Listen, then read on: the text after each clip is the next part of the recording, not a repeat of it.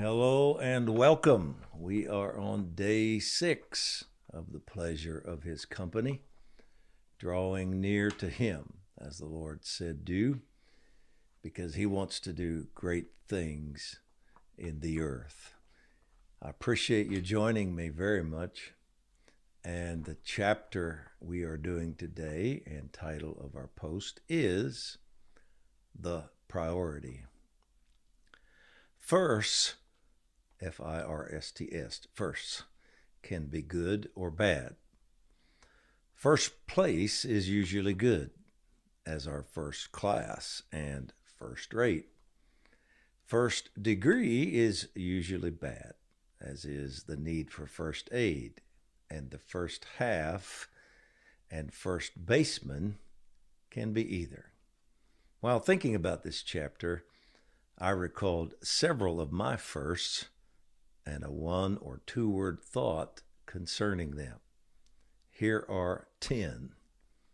First Major League Baseball game attended? Awe. First day of school? Intimidated. First bike? Fast. First car? Junk. First time seeing color TV? Mesmerized. First date with Cece? Priceless. First time seeing both daughters? Love. First dirty diaper change? Nausea. First cell phone? Heavy. First sermon? Nice try. Compiling a few of my firsts was fun. Some were extremely important, others only memorable. The same would be true if you compiled a list. There is one first, however, that is essential and that all of us must have in common. Jesus referred to it as our first love. When writing to the Ephesian church, he said, "But I have this against you, that you have left your first love." The Greek word translated first in this passage is protos, meaning foremost in time, place, order, or importance.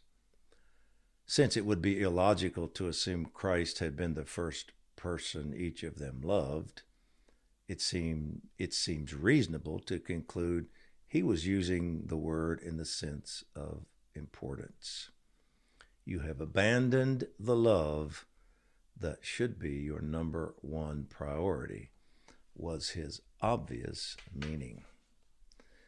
The root word for protos is pro, meaning superior to or in front of. And yes, protos is where we get our word professional, or its shortened form, pro. A professional is one who is superior to others in a particular field. I'm a golfer. Phil Mickelson is as well. But there's a big difference between us. He's a pro. I'm an amateur. Watching each of us swing a golf club once would leave no doubt as to the difference. Shopping is another activity performed by both pros and amateurs. I shop once in a while when God is punishing me for speeding or some other serious sin. I'm an amateur shopper and have no desire to be anything but amateur. Cece, on the other hand, is a pro. And as is fitting, she loves it. We have reached the glorious state in our marriage wherein she no longer makes me shop for her birthday or Christmas presents. Oh, I grab a few stocking stuffers and surprise her once in a while with a really cool present like a toaster or a lamp. But for the most part, she does all the shopping. The reason? She'd rather have what she likes most and fits her best. So I buy her gift cards, really neat ones with cool pictures, purchased from the appropriate stores. Then we both do what we do best. I fish, She shops. Life is good. Placing the literal definitions of pro and protos into the context of Revelation 2:4 makes clear what Jesus was saying. Relationship with him should be in front of or superior to all others. He wants to be our priority love. Christ told us elsewhere that loving God is the first and foremost of all the other commandments. This begs the question of why. Why does God demand to be first? Is he conceited or egocentric, demanding that we make him the center of attention?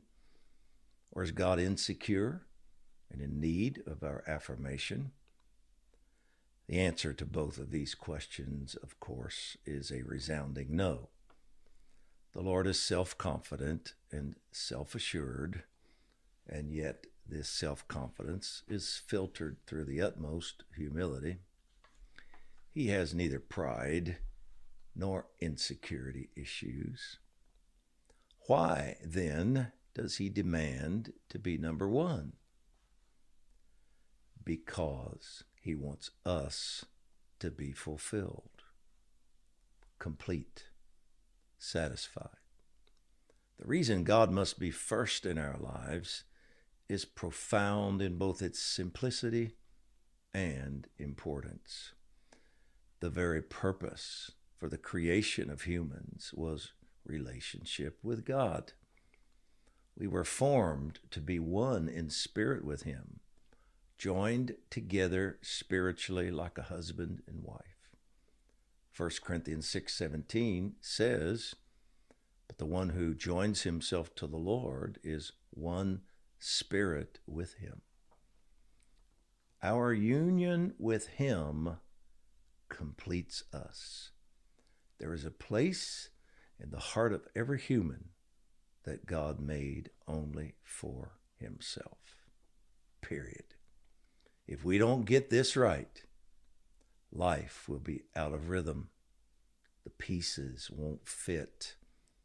Nothing else can fill this void, including other people, money, pleasure, or accomplishments, and certainly not religion. We weren't created to connect with a system, but a person.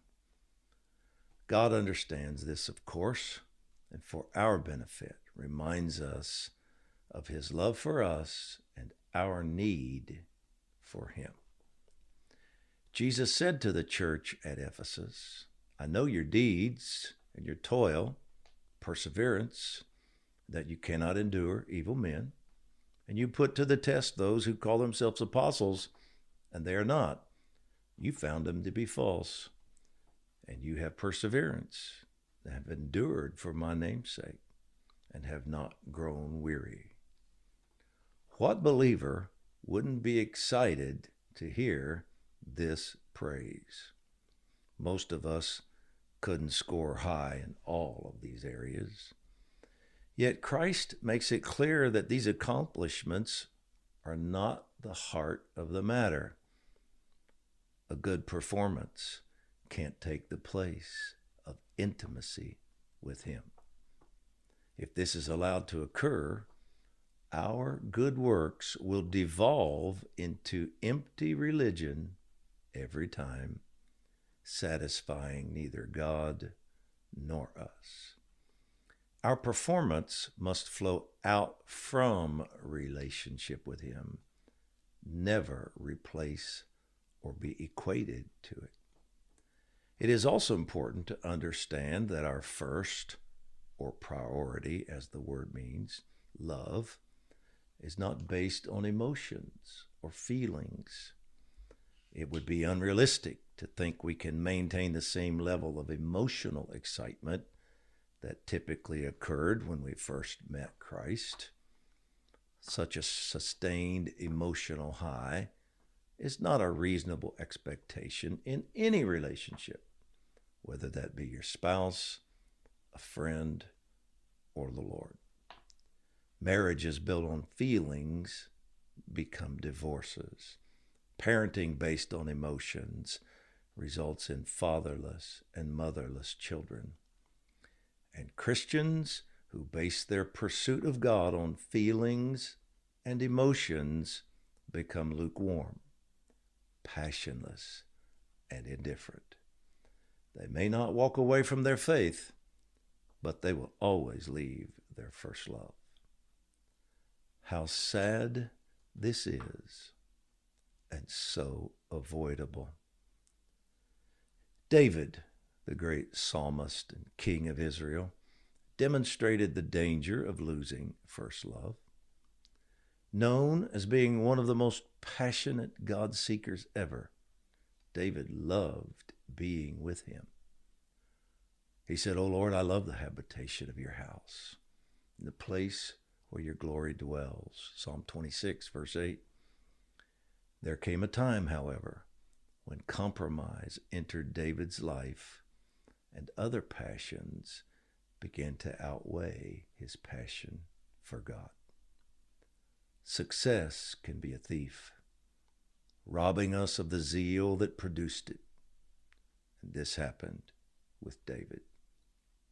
It was his zealous heart after God that gained David the throne, not his gifts or his good looks. But success tempered his zeal, and eventually the pleasures of the palace replaced the pleasure of God's company. When David's compromise became great enough, temptation was presented. It always happens this way. The tempter knows that when the shield of our love commitment is lowered, the potential for compromise rises. From the palace roof, David saw a beautiful lady bathing below. Having lost the sustaining power of his first love relationship with God, Bathsheba entered his life. His sin resulted in her becoming pregnant, which led him to cause the death of her righteous husband Uriah so he could marry her. How could David, a man after God's heart, fall to such depravity? One step at a time, beginning with the loss of his first love. He eventually made it back, but it was a long and painful process involving great heartache and loss. If Christ is currently number one in your life and you're enjoying the pleasure of his company, treasure it. Let nothing come between the two of you. But if you, like David or the church of Ephesus, have allowed other things to take priority over your relationship with him, reprioritize.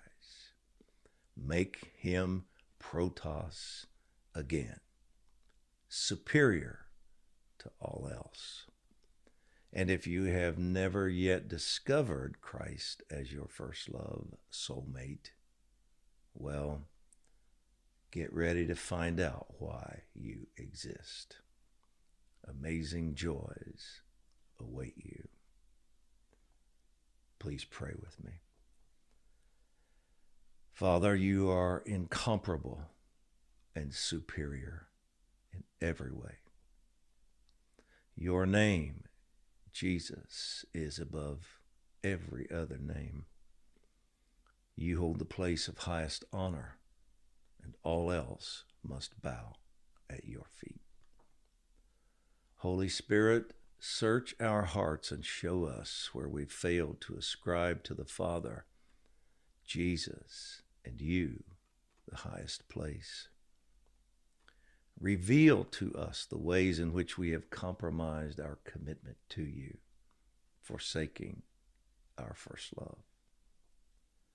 Thank you for tenderly drawing our wayward hearts back to the priority of loving you and receiving your love. God, we truly want to live our lives out of the first commandment, loving you first and fully. When this is right, we can share your love with the world. Our heart's desire, are that in all things you would have preeminence. Without your loving leadership, we are incomplete.